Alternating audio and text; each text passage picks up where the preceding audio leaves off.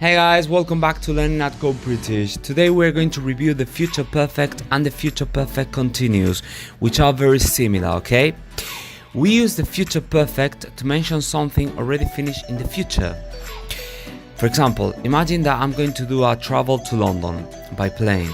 And today it's Monday and I'm going to do it in 2 weeks. So in this case, in 2 weeks, I will have traveled to London. And this action is already completed, but in the future. We also use it to introduce another event in the future. Imagine now that I cannot speak English and I want to learn English to do my travel more comfortable. So I can say, I will have learned English by the time I go to London. In this case, I've got 2 actions and both are in the future, but only one of them is completed, which is the action in the future perfect, and the other one is not completed yet, but I'm going to do it in the future.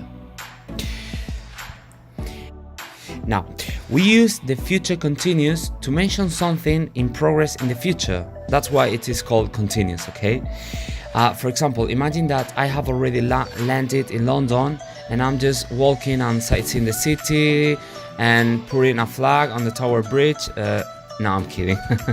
But anyway, I can say, by next Monday, I will have been walking around the city for hours. It is again an action in the future, but which is continuous, which is in progress. Okay? Both tenses, the future perfect, simple and continuous, both tenses, the future perfect, simple and continuous, are a little bit strange, because it's like if I'm talking from the present about an event in the future, but like if I was in the future.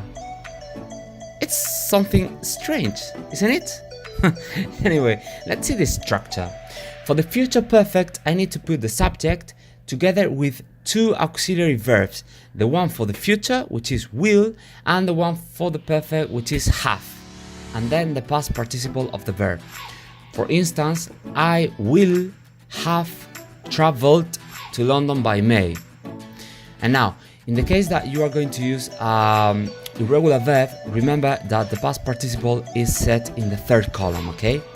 For instance, Elo will have gone to New York in 2 months. I've got another structure for the future perfect, which is not very common.